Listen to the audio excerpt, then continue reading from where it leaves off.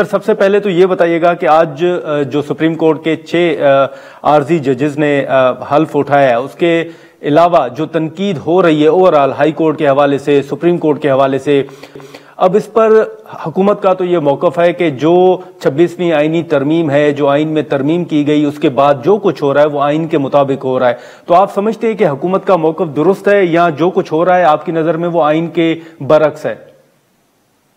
26वीं आईनी तरमीम में कितने लोगों से जबरदस्ती वोट लिया गया था? कितने लोगों से लिया गया था सर? आप भी बताएं ना, मैं तो पार्टी हूं, आप न्यूट्रल हैं।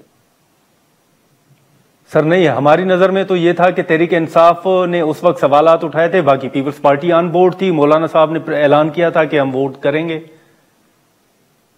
मौलाना साहब ने ऐलान किया था कि हम वोट करेंगे क्योंकि हमारे जो है वो 2 या 3 बंदे उनके हाथ में। और मैंगल साहब? अच्छा जी, मैंगल साहब ने भी किया था।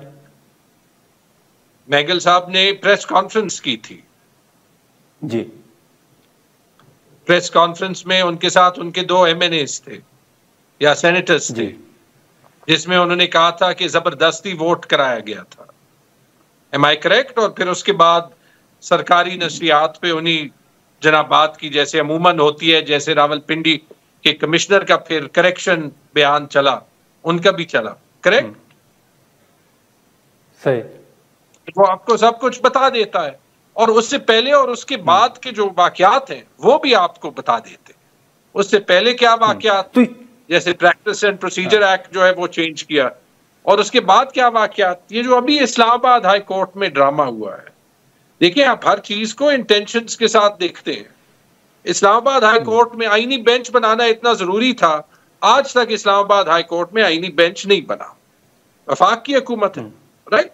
ठीक है, आईनी बेंच नहीं बना, सिर्फ उन कोर्ट्स में आईनी बेंच बना जहां पे तासुर ये हुआ कि इंडिपेंडेंट जजेस हैं और डिपेंडेंट जजेस भी हैं, तो जो जजेस ज्यादा इंडिपेंडेंट थे उनको निकाल के बेंच बना।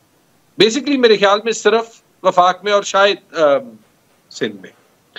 और अभी जो आपने इस्लामाबाद में देखा कि चीफ जस्टिस के एलिवेशन से पहले जो है यहां पे 3 जजेस ट्रांसफर किए जाते हैं। ये कोइंसिडेंस है कि नीचे जो सारे जजेस हैं इस्लामाबाद हाई कोर्ट में, वो है जिन्होंने रियासत से कंप्लेंट की है कि उन पे प्रेशर डाला जा रहा है मनमानी के फैसले देने के लिए। किसी ने ये आज तक साबित नहीं किया सरकारी तौर पे भी कि उनकी जो ये कंप्लेंट थी वो गलत थी या मैलिफाइड थी। लेकिन ऑब्वियसली उनमें से तो कोई एक जज भी चीफ जस्टिस बनने के लायक नहीं ना। तो आप देख सकते हैं नहीं, लेकिन झगड़ा साहब, ये जो फैसले हुए हैं, अब इनका आउटकम आपकी नजर में क्या होगा, क्या असरात होंगे? आउटकम ये होगा कि जी अनलेस इनको जो है वो रिवर्स किया जाए और उसकी रिवर्सल में जुडिशरी का भी एक रोल हो, तो इसका जो डैमेज होगा वो बहुत लास्टिंग होगा। जब ये निजाम बदल जाए और ये रिवर्स भी हो जाए उसके बाद भी, क्योंकि ये परसेप्शन कि जुडिशरी जो है वो प्रेशर के नीचे जो है वो बकल हो जाती है, ये कोई नहीं हटा सकेगा। इसका एक सिंपल सा मैं आपको चैलेंज दे देता हूं। याया अफरीदी साहब चीफ जस्टिस ऑफ पाकिस्तान है ना? जी है। याया अफरीदी साहब ने एक अपना जो फ्लैगशिप इनिशिएटिव रखा हुआ है जुडिशल सिस्टम में, जेल रिफॉर्म्स का है। करेक्ट है जी।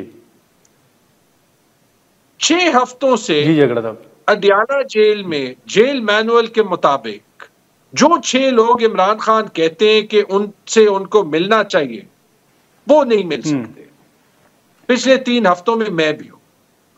क्या याया अफरीदी साहब जो इस वक्त जेल रिफॉर्म्स की एक एफर्ट को हेड कर रहे हैं, इस पे उन्होंने नोटिस लिया या नोटिस लेंगे? इसका जवाब दे दे। लेकिन तो मैं जो है लेकिन झगड़ा साहब, अब जो रेफरेंस के हवाले से बातें हो रही थी सोशल मीडिया पे भी हमने देखा, या कुछ रहनुमाओं की हमने गुफ्तगू भी सुनी, कुछ तासुर दिया गया कि शायद हुकूमत जो है ऐसा इरादा रखती है। लेकिन आज इरफान सिद्दीकी साहब ने कहा कि हुकूमत कोई इरादा नहीं रखती जजेस के खिलाफ रेफरेंस लाने का। आपको कुछ ऐसा माहौल नजर आ रहा है क्या? राना सनाउल्लाह ने धमकी दी, आज जस्टिस मंसूर अली शाह ने कहा ले आए रेफरेंस। ये खत का जो किस्सा था काजी फाइज ईसा ने शुरू किया था, जो पाकिस्तान के तारीख के, आज आप पोल ले लें, सबसे बदनाम चीफ जस्टिस है। उस वक्त उनके हर खत पे ये लोग भंगड़ा डालते थे। आज ये धमकी दी, जवाब मिला नहीं कर सकेंगे, कर भी लें तो क्या फर्क होता है। जब तक ये सिस्टम हॉस्टेज है तो किसी को कोई जो है वो जुडिशल सिस्टम पे कोई एतबार नहीं है, और जिस दिन नहीं होगा तो सब कुछ वाजे हो जाएगा। मतलब फिलहाल जो पाकिस्तान में हो रहा है उसकी कोई लीगल क्रेडिबिलिटी है ही नहीं। आपको भी पता है, मुझे भी पता है। चलें ठीक है, लेकिन झगड़ा साहब आपने खतूत की बात की, तो अब जो पीटीआई के हवाले से, बानी पीटीआई इमरान खान साहब के हवाले से जो खतूत का जिक्र हो रहा है, अब आर्मी चीफ साहब के उस बयान के बाद तो बड़ी तनकीद हो रही है कि आपको जवाब मिल गया है कि आपको आर्मी चीफ की तरफ से कोई जवाब नहीं मिलेगा चाहे आप खतूत लिखते रहें। तो अब इसके बाद आप क्या समझते हैं कि पीटीआई के पास कौन सा रास्ता होगा? पीटीआई के पास सिस्टम में इंसाफ और जमहूरियत के लिए लड़ने का, एहतजाज का ही रास्ता है। वो एफर्ट होगी, वो एहतजाज से भी होगी, वो पार्लियामेंट में भी होगी, वो सियासी तौर पे भी होगी। इंशाल्लाह एक पॉलिटिकल अलायंस बनाएंगे, आपने देखा है। और वो पॉलिटिकल अलायंस इसलिए जरूरी है क्योंकि ये पार्टी की गलती रही है कि, और जो लीडर्स पार्टी में शायद इन एफर्ट्स को जो है वो स्लो डाउन करने की कोशिश भी कर रहे हैं, उनको ये मानना चाहिए कि फिलहाल जो हमारे पास जो दो बड़े मकासद हैं कि पाकिस्तान में जमहूरियत आए, और साथ ये कि इमरान खान जो पाकिस्तान के जायज प्राइम मिनिस्टर है, अगर आप 8 फरवरी 2024 का रिजल्ट देख लें, कि उनको इंसाफ मिले। मैंने लफ्ज इस्तेमाल किया, इंसाफ मिले, ठीक है। उसके लिए ये जिद्दोजहद करनी पड़ेगी, जो भी जिस खत का जो भी नहीं। ये जो अपोजिशन का अलायंस बना हुआ है अचकज़ई साहब की क़यादत में, झगड़ा साहब, आप समझते हैं कि इसके अलावा एक और अपोजिशन अलायंस बनेगा या सियासी अलायंस बनेगा? ये बड़ा होगा। आप देख रहे हैं जो बात JUIF से हो रही है, जो बात शाहिद खान अब्बासी से हो रही है, जो बात बाकी पार्टी से हो रही है, नेशनलिस्ट पार्टी से हो रही है। खान साहब ने कहा और बिल्कुल ठीक कहा है कि इसमें उन फोर्सेस को भी शामिल करना चाहिए जो कि वायलेंस को नहीं सब्सक्राइब करती, लेकिन जिनके स्टेट से गिले और शायद कुछ सख्त गिले, क्योंकि उनको हमें नेशनल मेन स्ट्रीम में लाना चाहिए। मारंग बलोच की मैं बात कर रहा हूं फॉर एग्जाम्पल। क्यों आप उनको भी शामिल करेंगे? नहीं, उनसे खान साहब ने बात करने की हिदायत की थी, ये ऑफिशियल उनका बयान। मैं जो कह रहा हूं, नादिर आप मुझे कह दें अगर आप डिसएग्री करते, क्योंकि एक सीरियस डिस्कशन करनी है कि ये जितने भी फोर्सेस हैं, जब तक ये वायलेंस अगेंस्ट द स्टेट की बात नहीं करते जी, तो फिर जो है वो उनको नेशनल नेट में वापस लाना चाहिए। बलूचिस्तान में मसला ही है ना कि जो स्टेट स्पॉन्सर्ड लीडर्स हैं उनकी पब्लिक क्रेडिबिलिटी 0 से भी कम है।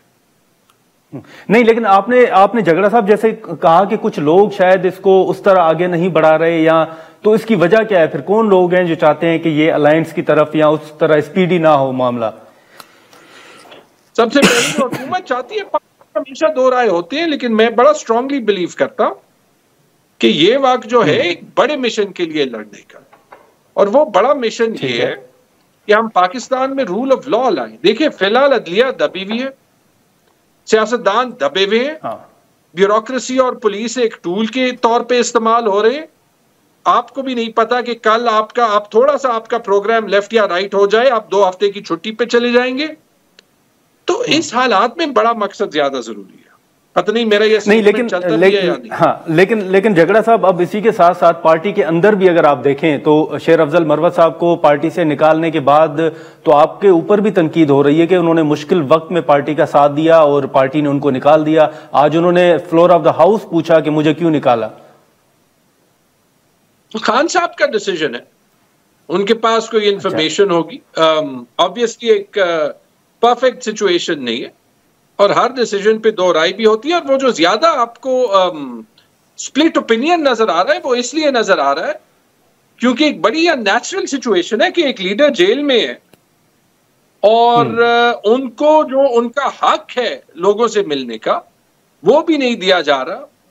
अच्छा, मजे की बात यह है कि कुछ लोग ये समझते होंगे कि इससे पीटीआई को बड़ा नुकसान होगा, लेकिन ये लॉजिक ये कहती है कि जब तक ये सिचुएशन है पाकिस्तान में पॉलिटिकल स्टेबिलिटी नहीं आ सकती, और जब तक पॉलिटिकल स्टेबिलिटी नहीं आ सकती, जो ये वायलेशन ऑफ द लॉ कर रहे हैं कि खान साहब को जबरदस्ती जेल में डाला है और जेल के अंदर भी उनसे इतने डरते हैं कि उनको किसी से मिलने नहीं देते कि वो पाकिस्तान। ठीक है, लेकिन झगड़ा साहब एक आखिरी सवाल होगा, ये बताइएगा कि आईएमएफ के वफ्द ने जो चीफ जस्टिस साहब से मुलाकात की, दीगर अहम मुलाकातें की हैं, उसके बाद उमर अयूब साहब ने एक खत भी लिखा है आईएमएफ को। पहले भी पीटीआई के ऊपर ये तनकीद होती रही कि आईएमएफ को खत लिखा गया है। ये जो मुलाकातें हैं और ये जो खत है, आप समझते हैं कि खत लिखना पीटीआई का दुरुस्त फैसला था या सियासी गलती है? यार इन चीजों पे भी हुकूमत सिर्फ सियासत करती है। सबसे पहले तो अगर पाकिस्तान में ह्यूमन राइट्स की वजह से जीएसपी प्लस स्टेटस जो है फॉर एग्जांपल वो रिवर्स हो, तो ये उनकी गलती है जो सिविलियन के ट्रायल मिलिट्री कोर्ट में कर रहे हैं, उनकी गलती है जो कि एट द रिसीविंग एंड है। अगर तो आप यूरोपीय यूनियन से भी राब्ता करने का कोई इरादा रखते हैं झगड़ा साहब? उनको भी खत लिखने का इरादा रखते हैं? देखिए मैं यही कह रहा हूं ना, सिर्फ इसलिए कि इतना ज्यादा प्रेशर है, ये विक्टिम ब्लेमिंग का कल्चर हम खत्म कर देना। जब मैं गलत बात कर दूं तो उसकी तनकीद करें। इसी तरह अगर आईएमएफ, पहली बात तो ये मैं ये खुद कहता हूं, शर्म की बात है कि आज आईएमएफ हमारे गवर्नेंस स्ट्रक्चर, हमारे करप्शन की इंडेक्स, चीफ जस्टिस से मीटिंग कर रहे। नहीं होना चाहिए, ये हालात ही नहीं होने चाहिए। यही आपको हुकूमत की कमजोरी दिखाती है। अगर आज पाकिस्तान मजबूत होता तो आईएमएफ को कहते आप जी जाएं, हम खुद संभाल लेंगे। आपकी वो पोजीशन नहीं है ना, इसलिए जब वो कहते हैं कि एग्रीकल्चर पे आज टैक्स लगाओ, 70 साल आपने नहीं लगाया, हालांकि एक लेजिटिमेट एग्रीकल्चर इनकम टैक्स निजाम बनना चाहिए था, आज जबरदस्ती उनके कहने पे लगाया। इसलिए जब वो कहते हैं चीफ जस्टिस से एक जूनियर ऑफिशियल की मुलाकात होगी, उन्हें करनी पड़ती है। देखिए ये पहले भी पॉलिटिसाइज हुआ था। मेरे पे इल्जाम लगता है ना खत का, मुझे बता दे किसको खत लिखा था मैंने, किसको लिखा? नहीं, लेकिन जो अब लिखा गया है झगड़ा साहब, चलें वो तो माजी हो गया, लेकिन अब जो खत लिखा गया है, हाँ बिल्कुल ठीक किया है, बिल्कुल ठीक किया है। क्योंकि अगर हमने एक मुआहिदा साइन किया है जहां पे हम कह रहे हैं कि पाकिस्तान में फ्री एंड फेयर इलेक्शन होगा, पाकिस्तान में ह्यूमन राइट्स अब्यूजेस नहीं होंगे, पाकिस्तान में जो जुडिशियल सिस्टम होगा वो जुडिशियल इंडिपेंडेंस एंडोर्स करेगा। हमने तो ये मुआहिदा नहीं किया, आपने किया, फिर आप झूठ नहीं बोल सकते। हाँ। और फिर जब आप नहीं, लेकिन झगड़ा साहब फिर ये भी तो सवाल उठता है ना कि कल अगर आपके खुतूत या आपके तहफुजात के बायस मुआहिदे में कुछ खलल पैदा हो जाता है तो फिर उसका जिम्मेदार कौन होगा? नहीं, मैंने तो शुरू ही इधर से किया था नादिर, ये प्लीज पूरा सेगमेंट चलाया एक जरूर। मैंने जो शुरू ही इधर से किया था कि जो वायलेशन ऑफ द एग्रीमेंट करता है उसकी गलती होगी, या आप सबको कह रहे हैं, या हम पूरी दुनिया को यह साबित करें कि हम बस सिर्फ झूठ बोलने में माहिर हैं। आप उमर अयूब को ये ब्लेम कर रहे हैं कि वो जो है वो झूठ बोले, सच ना बोले, इसलिए वो गद्दार हैं।